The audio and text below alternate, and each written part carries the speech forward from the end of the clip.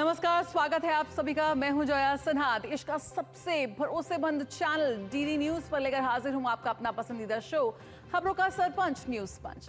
दिखाएंगे वो खबरें जिन पर रहती है सभी की नजर, लेकिन न्यूज पंच में सिर्फ खबर नहीं बल्कि होगी खबर की पूरी पड़ताल। ग्राउंड जीरो पर मौजूद अपनी टीम से जानेंगे अपडेट भी, होगी हर खबर पर पैनी नजर।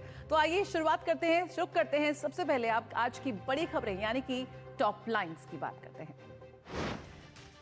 तो सबसे पहले बात करें तो टीएमसी के सूरमा अंडरग्राउंड। जी हां, टीएमसी के सूरमा कहां हैं? 80 विधायकों में सिर्फ 20 ही पहुंचे। ये तो बेहद खराब आउटपुट हुआ। यानी कि बगावत की जो सुर है वो साफ तौर पर टीएमसी में इस वक्त नजर आ रहे हैं। यहां पर किस तरह से ममता बनर्जी अब इस अंदरूनी कलह से निपटती हुई नजर आएंगी, ये बड़ी खबर होगी।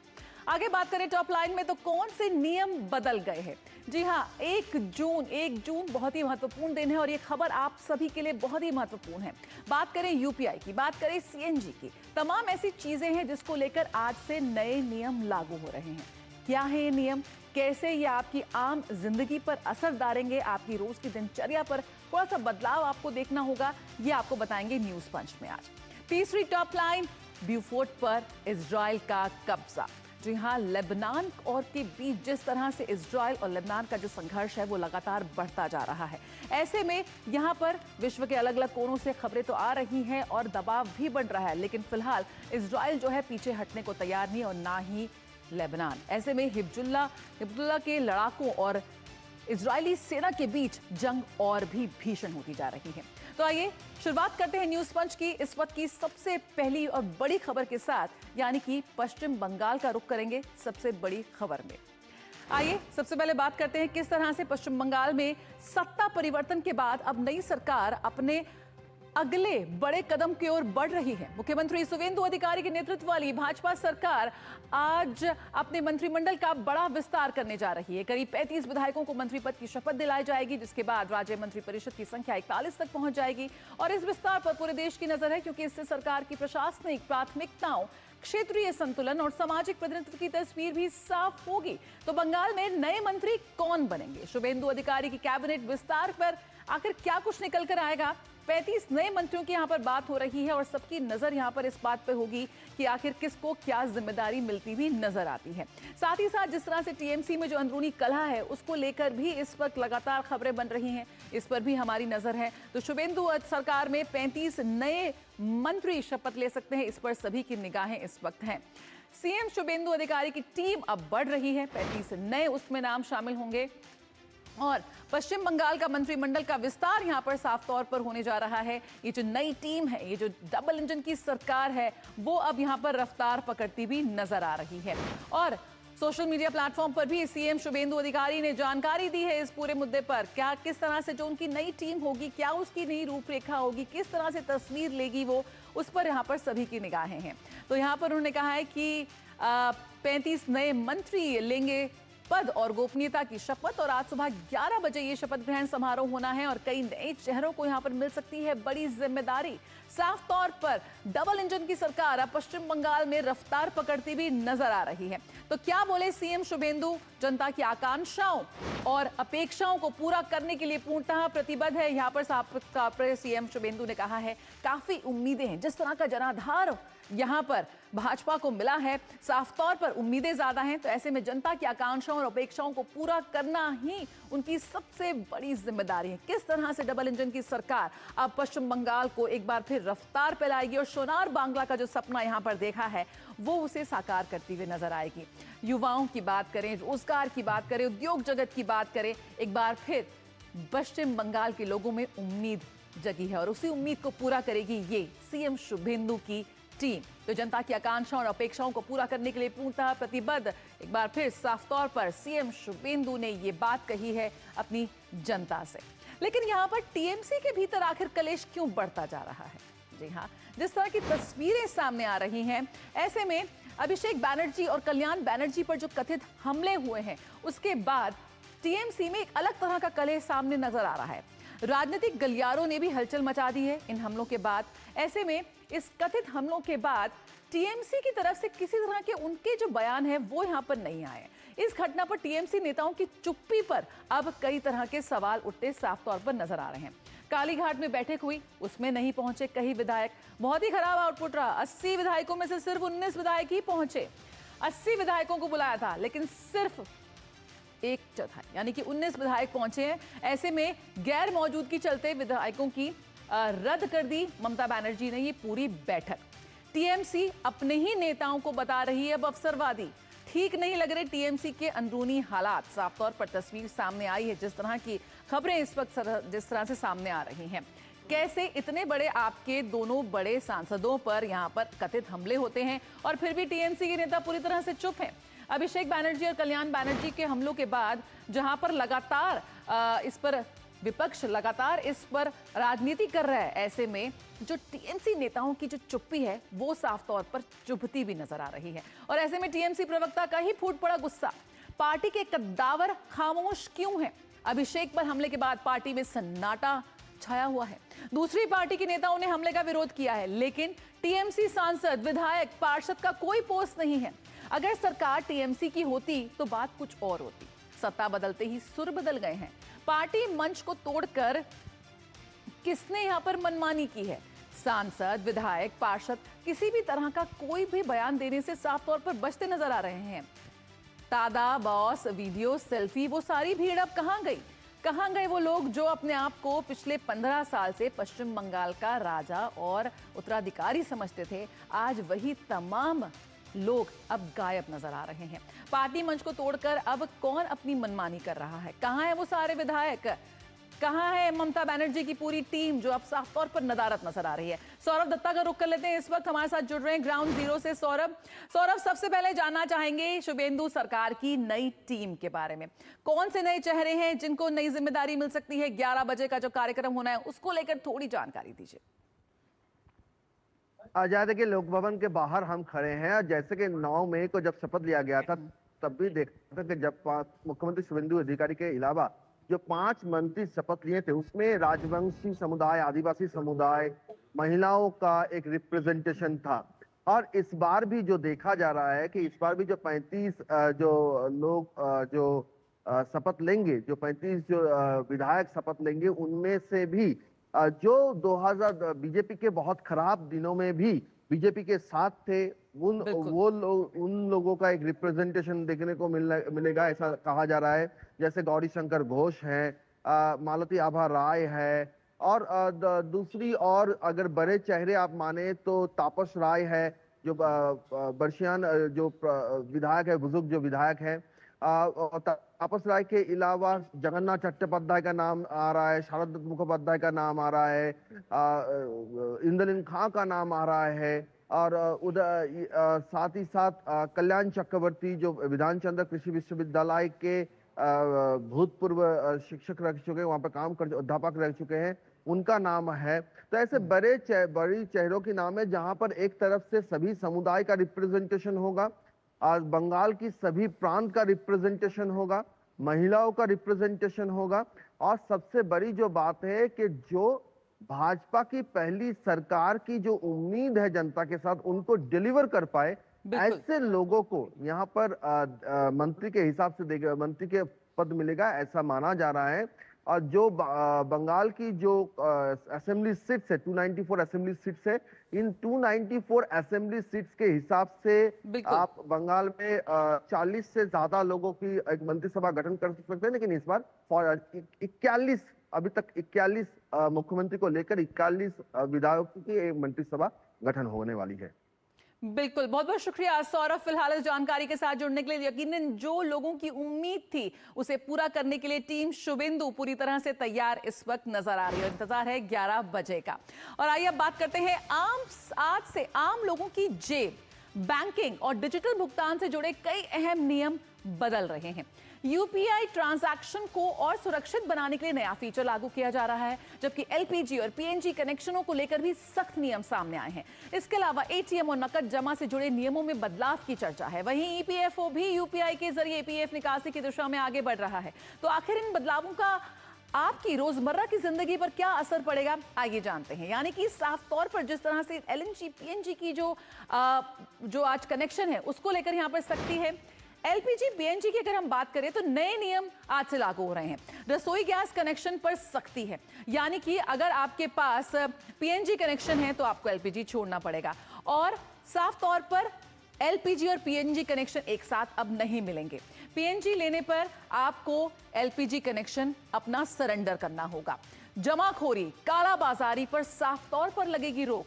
जी हां, पीएनजी लेने पर एलपीजी आपको छोड़ना होगा, सरेंडर करना होगा। और कई हजारों की संख्या में लोगों ने ऐसा किया है। अगर ऐसा नहीं किया है तो कृपया कर दें। जमाखोरी, कालाबाजारी, यानी कि अब अगर आप जरूरत से ज्यादा सिलेंडर नहीं रख सकते, रसोई गैस कनेक्शन पर साफ तौर पर सख्ती यहां पर अब सरकार बरतती नजर आएगी। और 1 जून से नियम और भी सख्त हो रहे हैं। एक घर पर एक कनेक्शन आपको दिया जाएगा। और अगर हम बात करें एलपीजी पीएनजी कनेक्शन को लेकर तो एलपीजी पीएनजी कनेक्शन एक साथ नहीं। आगे बात करें तो पहले पहचान फिर भुगतान। यहां पर यूपीआई जो यूजर्स हैं उनके लिए नया सुरक्षा फीचर यहां पे निकाला गया है, यानी कि अब और भी सुरक्षित हो गया है यूपीआई ट्रांसफर। स्क्रीन पर दिखेगा बैंक रजिस्टर्ड नाम। यूपीआई पिन डालने से पहले आपको उसका नाम दिखेगा। साफ तौर पर फ्रॉड यानी कि रॉन्ग ट्रांसफर से अब आपको राहत मिलती हुई नजर आएगी। जो रजिस्टर्ड नाम है जिस यूपीआई अकाउंट के आगे, वो अब आपको शो करेगा, दिखाई देगा जब आप किसी भी यूपीआई के ट्रांजैक्शन करेंगे, आप पैसा डालने की कोशिश करेंगे।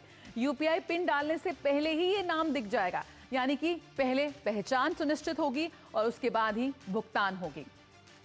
अगर आगे बात करें तो अब ट्रांजैक्शन नियम भी साफ तौर पर बदलते यहां पर नजर आएंगे। यहां पर एटीएम ट्रांजैक्शन नियमों को लेकर बड़ा बदलाव देखने को मिल रहा है। एटीएम से पैसे निकालते हम लोग रोजाना, लेकिन अब फ्री ट्रांजैक्शन लिमिट खत्म होने पर लगेगा चार्ज। फ्री ट्रांजैक्शन लिमिट यानी कि आप बिना किसी भी शुल्क दिए हुए कितनी बार पैसा निकाल सकते हैं। 50,000 तक कैश जमा करने में राहत है, ये फीचर है। पैन कार्ड अनिवार्यता पर भी थोड़ी ढील यहां पर दी गई है सरकार की ओर से। 20 लाख से ज्यादा के लेन देन पर पैन कार्ड अनिवार्य है, यानी कि अगर आपका अमाउंट बढ़ता है, रकम बढ़ती है, तो आपको अपना पैन कार्ड अपना देना होगा। यूपीआई के से भी अब निकलेगा पीएफ। जून में बदल सकते हैं पीएफ के नियम, ऐसी बात पहले से खबर थी और अब ये नियम बदल रहे हैं। यूपीआई के जरिए भी अब आप निकल सकेंगे अपने पीएफ के पैसे। ईपीएफओ की तैयारियां लगभग पूरी हो गई हैं। विभाग ने टेस्टिंग पूरी होने की जानकारी यहां पर दी थी और कर्मचारियों को अब इमरजेंसी में मिल सकेगा पैसा, आपका अपना पैसा। अब आप जरूरत के समय यानी कि पीएफओ, आपका पीएफ का पैसा, अब आप उसे निकाल पाएंगे। शैलेंद्र के पास चलते हैं, हमारे संवाददाता। शैलेंद्र, और थोड़ा आसान शब्दों में समझाइए किस तरह से ये नए नियम आम आदमी के जीवन पर खासा असर डालते नजर आएंगे। सबसे पहले अगर हम बात करें यूपीआई, क्योंकि ये है डिजिटल इंडिया, रोजाना बहुत ज्यादा यूपीआई ट्रांजैक्शंस हम लोग करते हैं, कैसे ये यूपीआई और एटीएम के नए नियम लागू हो रहे हैं?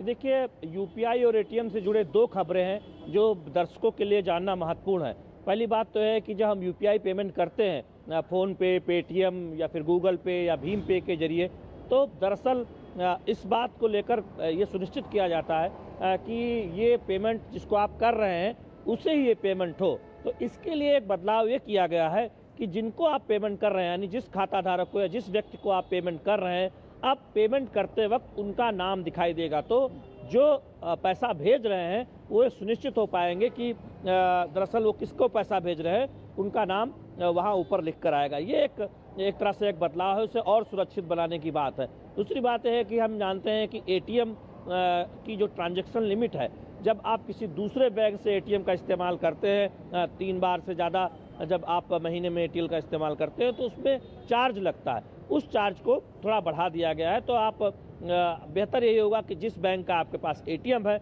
आप उसी बैंक के एटीएम से पैसा निकालें। तो ये एक बड़ा बदलाव एक तरह से आप देखेंगे कि लागू हो रहा है। बिल्कुल। दूसरी बात है कि पीएनजी और सीएनजी कनेक्शन को लेकर भी एक बार फिर साफ कर दिए सरकार ने ये बात कि आप दोनों कनेक्शन नहीं रख सकते। देखिए, इसमें 2 बातें बहुत महत्वपूर्ण है लोगों के लिए जानना। पहली बात तो यह है कि अगर आपके पास पीएनजी कनेक्शन है और आपके पास अगर एलपीजी कनेक्शन भी है, तो आपको एलपीजी कनेक्शन सरेंडर करना होगा तय समय सीमा 1 महीने के अंदर। ये नियम सख्त बना दिए गए हैं। पहले भी इस बात को कहा गया था, अब ये 1 जून से सख्ती लागू हो गई है कि आपको 1 महीने के भीतर सरेंडर करना ही होगा। दूसरी बात यह है कि इसमें एक सहूलियत भी है। कि मान लीजिए कि आपके पास पीएनजी कनेक्शन है और आप एलपीजी कनेक्शन जो है सरेंडर करते हैं, तो आपको एक वाउचर दिया जाएगा कि अगर कभी भी आप कहीं मूव करते हैं जहां पर पीएनजी कनेक्शन नहीं है, तो आप फिर उस दोबारा एलपीजी कनेक्शन ले सकते हैं। तो ये एक तरह से सुविधा भी दी गई है। और हम जानते हैं कि जब चुनौती आई थी एलपीजी आपूर्ति को लेकर, हमने देखा था कि अपील की गई थी कि जल्दी से जल्दी जिनके पास दोहरे कनेक्शन है या जो फिर पीएनजी और एलपीजी कनेक्शन दोनों रखते हैं, वो जल्दी से एलपीजी कनेक्शन सरेंडर कर दें। इसके साथ साथ ये भी अपील की गई थी कि पीएनजी जहां पर है वो लोग पीएनजी कनेक्शन लें। हमने देखा कि बड़ी संख्या में पिछले 2 महीनों में आप देखें तो पीएनजी कनेक्शन लिया गया है। तो ये एक बहुत महत्वपूर्ण बदलाव हम एक तरह से कहें कि देखने को मिलेगा 1 जून से, और इसलिए इन बदलावों की चर्चा हो रही है। और एक जो आप बात कर रही थी कि यूपीआई के जरिए जो पीएफ निकालने के बाद जो ईपीएफ होता है, उसमें जो एक कवायद होती थी कि अगर आपको कुछ पैसा चाहिए नियमों के मुताबिक, तो उसके लिए थोड़ा दौड़ भाग करनी पड़ती थी। ये तैयारी हो गई है।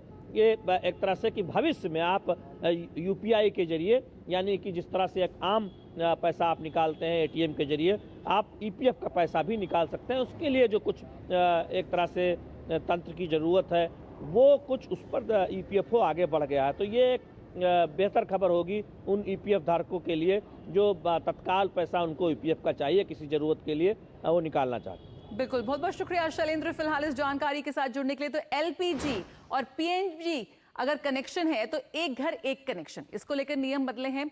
अगर आप एटीएम से पैसा निकालते हैं, अपने किसी और बैंक के एटीएम कार्ड से किसी और बैंक से निकालते हैं, तो अब आपको सेस लगेगा जब आपकी फ्री लिमिट खत्म हो जाएगी। साथ ही यूपीआई को लेकर भी अब सिक्योरिटी और भी कड़ी कर दी गई है। तमाम नियम आज से बदल रहे हैं, कृपया इस बारे में जानकारी हासिल करें। रुकेंगे एक छोटे से ब्रेक के लिए, न्यूज पंच में लौटते हैं बस तुरंत ही।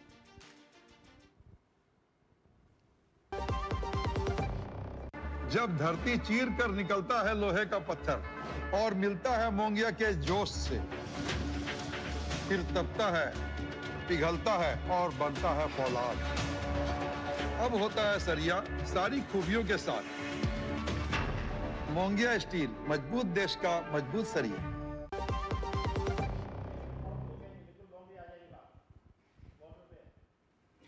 ब्रेक के बाद स्वागत है, आप देख रहे हैं न्यूज पंच। और मध्य पूर्व में तनाव एक बार फिर खतरनाक मोड़ पर पहुंच गया है। लेबनान में इजराइल ने बड़े सैन्य अभियान के तहत हिजबुल्लाह के ठिकानों पर हमले तेज कर दिए हैं। ब्यूफोर्ट किले पर कब्जे के दावों के बीच युद्ध विराम की संभावनाओं पर भी सवाल खड़े हो रहे हैं।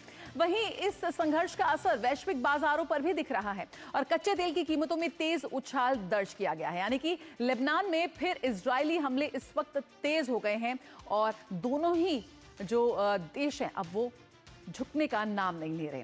क्यों ये आखिर ये जो जंग है वो बढ़ती चली जा रही है और नेतन्याहू के आदेश के बाद किस तरह से अब समीकरण बदल रहे हैं। निशाने पर है हिजबुल्लाह के ठिकाने और साफ तौर पर नेतन्याहू ने कहा है कि वो लेबनान के अंदर घुसकर अब इन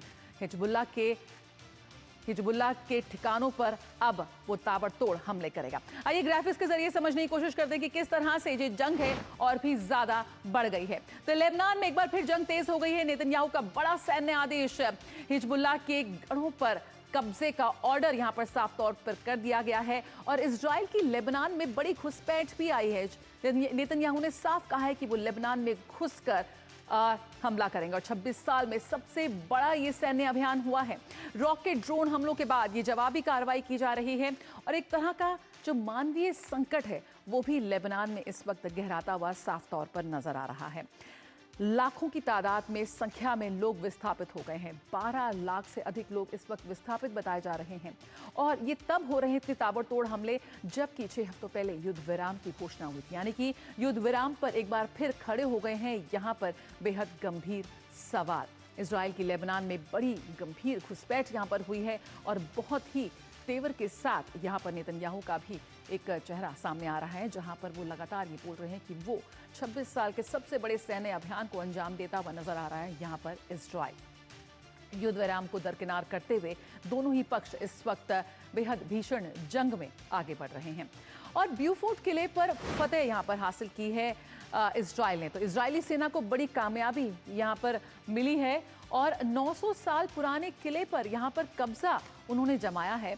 ब्यूफोर्ट पर कब्जा एक बड़ी रणनीतिक जीत के रूप में भी देखा जा रहा है ये इजराइल के लिए। रणनीतिक पहाड़ी क्षेत्र भी अब इजराइल के कंट्रोल में साफ तौर पर आता नजर आ रहा है। तस्वीरों में हम देख सकते हैं कि कैसे ब्यूफोर्ट किले पर फतह हासिल की है यहां पर इजराइल ने। तो दक्षिणी लेबनान में सैन्य बढ़त का दावा यहां पर इजराइल ने किया है और कहा है कि वो अब इजरायली सेना को बड़ी कामयाबी लगातार मिल रही है और किस तरह से वो लेबनान में घुसते हुए हिजबुल्लाह के लड़ाकों को नाकाम कर रहे हैं। और यहां पर फ्रांस का सख्त रुख सामने आया है। किस तरह से जो विश्व के अलग कोने से भी यहां पर आवाज उठ रही है, तो फ्रांस के विदेश मंत्री ने यहां पर चिंता जताई है और उन्होंने कहा है कि जो इजराइल की जो कार्रवाई है वो अस्वीकार्य है। क्यों? क्योंकि एक बहुत बड़ा मानवीय संकट लेबनान में साफ तौर पर खड़ा हो रहा है। यूएन में इमरजेंसी मीटिंग बुलाने की मांग भी यहां पर फ्रांस की तरफ से की गई है और कब्जे की नीति का विरोध यहां पर करता हुआ फ्रांस साफ तौर पर नजर आ रहा है। साथ ही कूटनीतिक समाधान पर जोर देने की एक बार फिर बात कही कि क्या किसी तरह की बातचीत कर कूटनीतिक तरीके से इस जंग का, इस लड़ाई का किसी तरह का कोई हल निकल सकता है। ब्रिटेन ने भी यहां पर दो टूक कर दी है। अगर आपको बताएं तो ब्रिटेन का भी कहना है कि ब्रिटेन के गृह सचिव का बड़ा बयान यहां पर सामने आया है और इजराइल और हिजबुल्लाह दोनों को ही नसीहत देते हुए साफ तौर पर नजर आए हैं। लेबनान में कार्रवाई रोकने की मांग यहां पर ब्रिटेन की ओर से की गई है कि आखिर इस जंग को, इस लड़ाई को, इस भीषण हमले को रोकना होगा। कैसे यहां पर अपील उन्होंने की है कि लेबनान में जो कार्रवाई हो रही है, सैन्य कार्रवाई इजराइल की ओर से, उसे वो रोका। तत्काल युद्ध विराम की अपील यहां पर की गई है और साथ ही हिजबुल्लाह से भी हथियार छोड़ने का आग्रह यहां पर किया गया है ब्रिटेन की ओर से। क्षेत्रीय तनाव कम हो ऐसी कोशिश है और शांति होने की इस वक्त अपील की है। क्षेत्रीय तनाव को कम करेंगे तभी, क्योंकि इसका पूरा असर पड़ रहा है अब कच्चे तेल की कीमतों पर। कच्चे तेल की कीमतों में जबरदस्त उछाल यहां पर साफ तौर पर नजर आ रहा है। $89.53 प्रति बैरल हो चुका है अमेरिकी क्रूड और अमेरिकी क्रूड में 2.48% की तेजी यहां पर साफ तौर पर देखने को मिल रही है।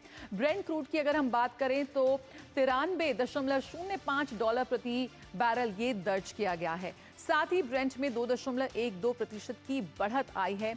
वैश्विक ऊर्जा बाजार में भी इस वक्त चिंता की लकीरें साफ तौर पर गिरती भी नजर आ रही हैं। तो जिस तरह का इस वक्त तेल की कीमतों में उछाल आया है, यकीनन सभी के लिए ये चिंता का विषय है। अखिलेश सुमन इस वक्त हमारे साथ जुड़ते हैं और जानकारी के साथ। अखिलेश, ये सबसे पहले जानना चाहेंगे जो जो किले पर जिस तरह से फतेह हासिल की है इजराइल के लिए, कितनी बड़ी जीत है और लगातार जो नेतन्याहू का आक्रामक तेवर सामने आ रहे हैं कि हम लेबनान में घुसेंगे और जमीनी कार्रवाई जो हम तस्वीरों में भी देख रहे हैं, किस तरफ ये जाता नजर आ रहा है, खासतौर पर तब जब 6 हफ्तों पहले युद्ध विराम की घोषणा हुई थी? देखिए, इसे जीत और हार के टर्म में देखना उचित नहीं होगा, क्योंकि जो लेबनान की जो कैपेसिटी है और ख़ास करके जो हिजबुल्लाह की कैपेसिटी है और इजराइल की कैपेसिटी है, उन दोनों में बहुत फ़र्क है।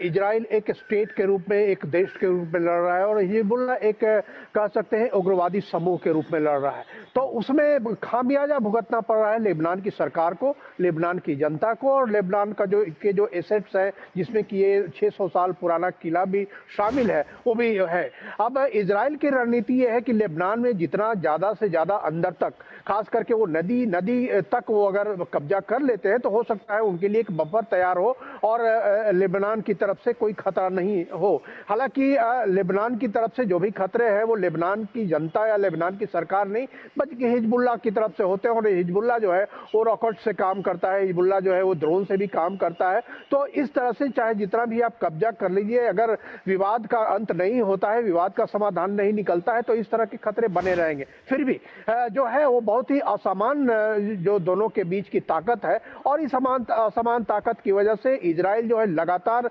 लेबनान के इलाके पर दर इलाके कब्जा करता जा रहा है। अभी तकरीबन 3200-3300 लोगों की मृत्यु हो चुकी है मार्च से ही अगर गिने तो लेबनान में, और लाखों लोग बेघर बाहर हैं। यूके और फ्रांस ने जब यहाँ पर चिंता जताई है और यूएन में इमरजेंसी मीटिंग बुलाने की बात कही है, क्या उस लिहाज से क्या कुछ उम्मीद दिखती भी नजर आती है? क्योंकि जिस दोहराए पे इस वक्त खड़े हैं दोनों पक्ष, क्या किसी तरह की कूटनीतिक बातचीत या हल की उम्मीद की जा सकती है? देखिए, इजराइल जिसकी बात मानता है वो देश है अमेरिका, और अमेरिका के अलावा इजराइल को किसी भी बातों का कोई असर नहीं पड़ता, चाहे फ्रांस हो, ब्रिटेन हो या कोई और देश हो। देखिए, अमेरिका के विदेश मंत्री की एक बयान आई है, सूत्रों के हिसाब से उन्होंने कहा है कि लेबनान में इजराइल को हिजबुल्लाह को सबसे पहले इजराइल की तरफ आक्रमण बंद कर देना चाहिए, उसके बाद इजराइल पर हम दबाव बनाएंगे कि इजराइल भी हमले बंद कर दे लेबनान के अंदर। तो जबकि हिजबुल्लाह का कहना है कि पहले इजराइल बंद करे उसके बाद हम बंद करेंगे। तो एक जो साइकिल बनता है, साइकिल में किसने पहली बार हिंसा फैलाई, किसने तो उसका फॉलो अप किया, यह तय करना बड़ा मुश्किल होता है। और अब आज रात में इस बात की संभावना है कि यूनाइटेड नेशन सिक्योरिटी काउंसिल की एक बैठक हो और जून 2 और जून 3 को लेबनान की सरकार और इजराइल की सरकार के बीच का प्रतिनिधियों के बीच में एक बैठक होनी है वाशिंगटन डीसी में। शुक्रिया अखिलेश। यहाँ पर उम्मीद की जा रही है, जैसे हमारे संवाददाता बता रहे हैं कि जून 2 या 3 तारीख को उम्मीद कर सकते हैं कि यूनाइटेड नेशंस में किसी तरह की कोई बैठक हो और इस पूरे मसले का किसी तरह से हल निकलने की बात यहाँ पर हो। फिलहाल न्यूज पंच में इतना ही। खबरों का सिलसिला लगातार डीडी न्यूज पर जारी रहेगा, लेकिन फिलहाल मुझे और डीडी और न्यूज पंच की टीम को दीजिए इजाजत। नमस्कार।